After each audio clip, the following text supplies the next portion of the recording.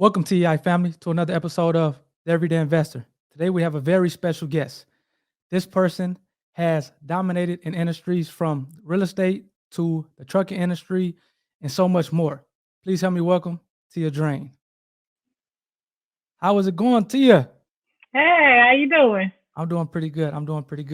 I know we had a chance to talk offline earlier today, and we talked about a number of different things. And I told you how excited I was to have you on, just because you are going to be able to.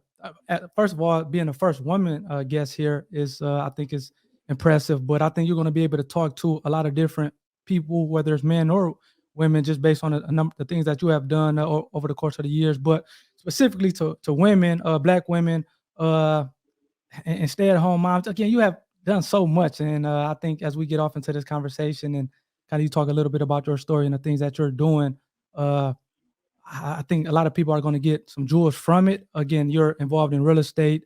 You were involved in the trucking industry, in the armed forces, and currently in the healthcare industry, and so much more things that you are a part of. Which again, we will touch base on or hit on each one of those areas as we go through here. But I kind of want to always like to go back to the beginning in terms of where did you grow up? How did you grow up? As far as, was it a wealthy family, whether it's a middle class family, or was it a lower class family? And kind of talk about some of the things that just how you grew up, and I guess some of those principles that were instilled in you as you were, I guess, going up to from middle school to high school, and I guess going on after you got out of your parents' house and after high school. Okay.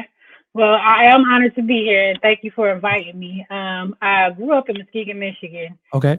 and I grew up on Jackson Hill in a small house, and it was what would be considered poverty, I guess you could say, but we were kind of like what is known in the hood community as hood rich. Rich, yeah, hey, yeah, for sure. And it's funny you So, said that because I mean, obviously, hood rich, and then I went to a suburban high school, and I was like, ah, mm, man, we don't got it where I'm from. I thought we had it good because we were but in our we don't bubble, for but real. yeah, exactly. Okay, so you grew up hood rich. Okay, keep Yeah, going. so I grew up in a two-parent household, both my mother and my father. Okay, And then I was blessed. I was what would be considered. My mom said we weren't spoiled, or she said the difference between spoiled milk and yogurt is that it's cultured, and that we weren't spoiled, but we were cultured. So that's gotcha. what kind of like mind frame that we grew up with.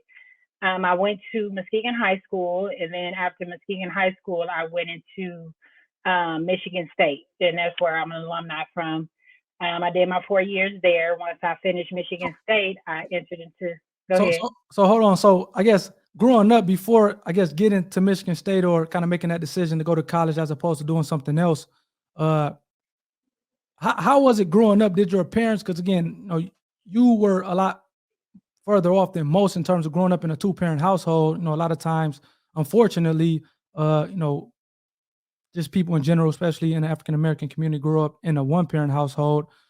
So growing up in a two-parent household, did you have conversations with your mom and dad surrounding money? How was that viewed? I know for me personally, growing up, it was like a taboo subject to talk about. Obviously, we needed money to live, pay the food, pay the rent, things like that.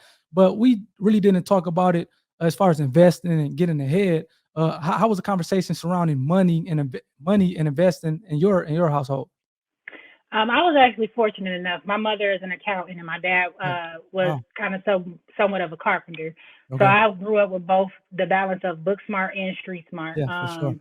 And so for me, it was always one of them things is whatever I dreamed I could do or whatever I wanted to do, they always supported me. And I can remember my first business venture being as early as about, I want to say about 9 years old. I had took the opportunity.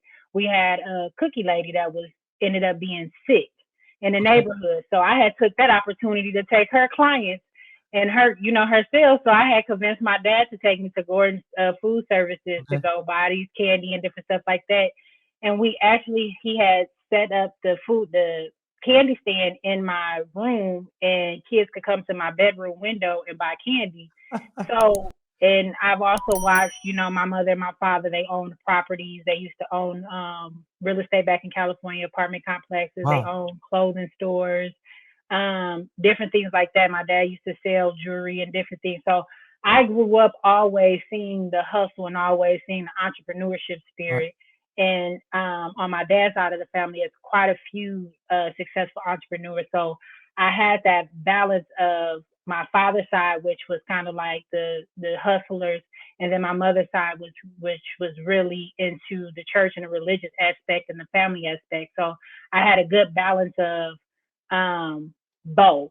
And then Gotcha. I also had them, which was is important as a parent and as a child to not only hear what your parents are preaching and what your parents are saying, but to actively see them doing it. Right. And I was blessed to see that. And they provide